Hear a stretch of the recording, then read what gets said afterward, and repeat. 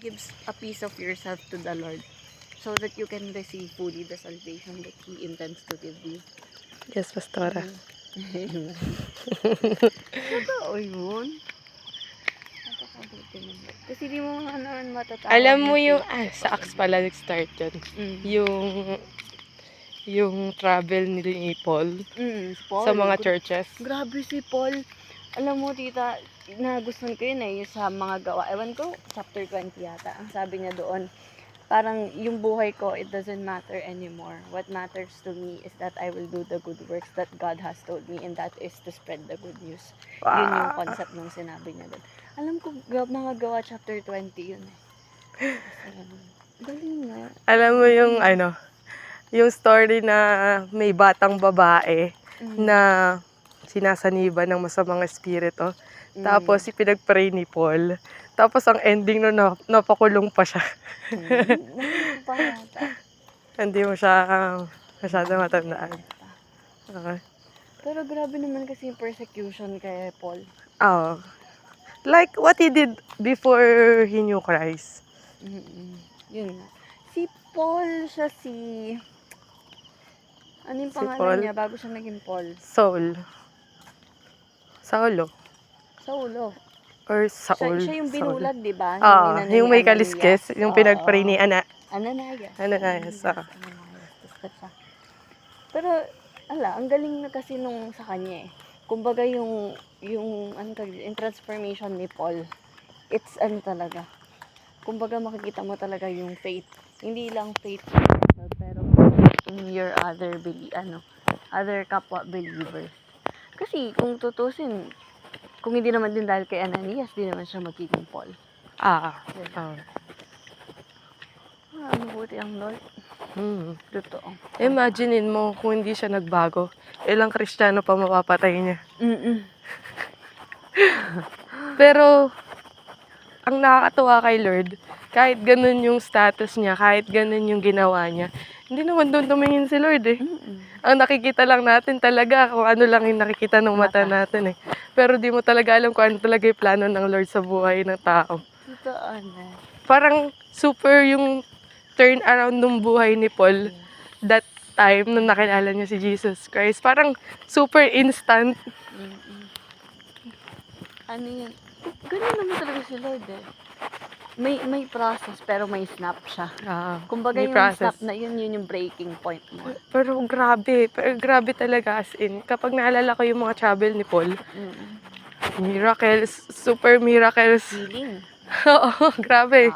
Yung pinakawalan siya sa kulungan. Grabe yun. Alam mo, sobrang tuwan-tuwa ako sa story na yun. Kasi kung tutusin, pwede na siyang tumakas eh.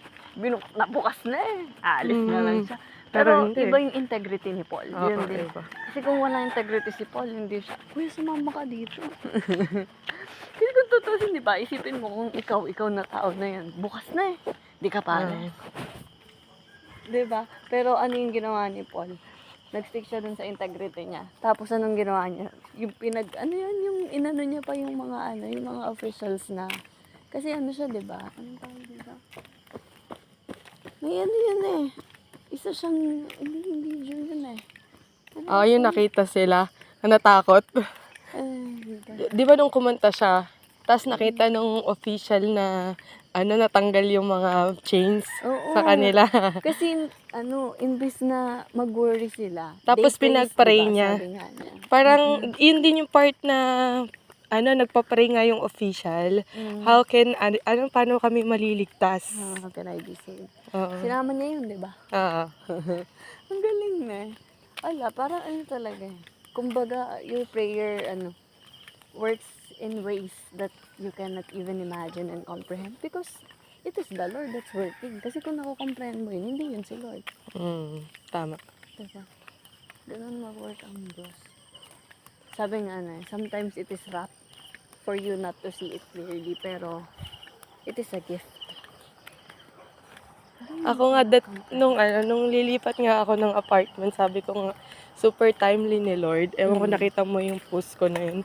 Super timely. Paano mo hindi masasabing timely? Yung time na na-adjustan kami ng sahod sa trabaho. May 13. Pero hindi pa namin kaagad nakuha. Kasi para siyang retro. Ganun. Paano Isang yun? bagsakan yung Bigay. bigay. Ganun. Naging retro siya. But, hindi ko alam kung ano yung time kung kailan namin makukuha. Ang usapan namin doon sa dating apartment, maaalis kami katapusan ng July. Wag ka. Pinalis kami yung before mag-18, dapat wala na kami sa may apartment. Ng July. Oo. Tapos nalaman ka lang yun, a week before, wala pa kaming sahod. Kaya ang ano ko nun, iniisip ko saan ako lilipat nito, wala akong pera. Ang hirap mag-uwian. Layo. Ang pasok ko pa alas 5 ng umaga. Kung mag-uuwian ako. Sabi ko, Lord, saan ako kukuha ng pera? Saan ako kukuha ng pera? So, ang ginawa ko noon, nakiusap muna ako. Lahat ng paraan para hindi mo na mangutang. Ginawa ko, sabi ko, dun sa may lilipatan ko, Ate Lorraine, pwede ba, sa pagsahod ko na yung bayad? Pwede ba lumipat muna ako? Ganun. Ang pera ko na lang noon, 2,500 pang budget for a week. Tapos ang favor pa ni Lord, yung tao na nakausap ko, siya willing siyang tumanggap ng half lang na ibibigay ko. Pero kapag binigay ko yung half na yun, wala na talagang matitira sa akin, wala akong pangkain, ganun. Ang mahal ng costing saan. Oo. So, resolve dun sa half. Ang iniisip ko nun, paano ko pa mababayaran yung kalahati that day ng paglipat ko. So, wala naman ako ibang malalapitan. Sila, tito mo, tinanong ko may extra pera to resolve the problem. Ayan. Kasi wala rin naman ako ibang lalapitan kundi sila. So, isip ako practical na paraan para makabayad, makalipat ako ng diretsa kasi kailangan ko na matutuluyan. So, yun. Ang ending nun, wala akong nairaman sa mga kapatid ko. Lapit ako kay Kuya Jem. Then, willing siya magpahiram. So, resolve na kaagad, 5,000. So, imagine mo yung magiging sahod ko is 8,000 yon. 8,000 or 9,000 malinis yung kikitain ko. So, imagine mo, ang lilipatan ko is 5,000, worth 5,000. Tapos, biglaan pa yung sa pag-alis ko dun sa lumang apartment, may babayaran din ako, 2,000. So, 7,000 yun. Patong-patong. So, imagine mo kung makukuha ko man yung sahod ko. Ubus din. Ubus na. So, ang matitira na lang sa akin is 1,500 or 2,000 for 15 days bago ko ulit sumahod. Paano ko pagkakasyahin? Sabi ko, Lord, parang kahit mabayaran ko yung apartment, solve na to. Parang ang magiging problema ko naman, paano ako makakasurvive for 15 days. Tapos, alam mo ba, nung nabayaran ko na lahat yung apartment, ganun. Tapos, nung 20 or 19 is Friday. 19 is Friday, 20 is sahod namin. Mas napaaga siya yung sahod namin. So, nakita ko yung sahod namin, 19 binigay kasi wala nang pasahod ng Saturday, sarado bangko. Nakita ko yung sahod ko, 17,000. Sabi ko, Lord, grabe. Sabi ko, di ko maisip kung paano ako makakasurvive nun. Pero si Lord, super on time siya. Sabi ko, Lord, ang laking luwag sa pakiramdam nung lahat. Hindi ko naiisipin paano babayaran to, paano ako makasurvive for 15 days. Kahit 15 days lang, ang hirap kapag nagtatrabaho ka. Tapos wala ka malapitan that time. I mean, kahit alam mo yun, may magpapahiram sa'yo. Pero personally, ayoko talaga na nanghihiram. Mahirap. Kasi nagtatrabaho ako, tapos sarang ako yung walang maipahiram. Yun, parang sabi ko, Lord, thank you. Grabe. Sabi ko ganun. Super timely mo. Faithful ka sa tithes, no? Mangiyak-ngiyak talaga ako. Sabi ko, Lord, ala na to, ala ako. Ikaw na lang yung solusyon dito. Kasi, ala na talaga. Wala akong maisip na ganun. Pero yun, sabi ko, Lord, thank you. Grabe. Faithful ka. Like, give back. Iba nga talaga gumalaw ang part. Basta pag faithful ka sa kanya, He will be faithful to you as well. That's His grace. Kasi sabi nga niya sa sarili niya, 'di ba? Ay sa ano niya, sa salita niya. Even yung mga birds, 'di ba? Kaya niyong pakainin. What more pa ikaw na ginawa ka niya ng sariling hangis niya. So my grace is sufficient. Galing na. Wala, sometimes nakakalimutan natin yung bilang tao eh.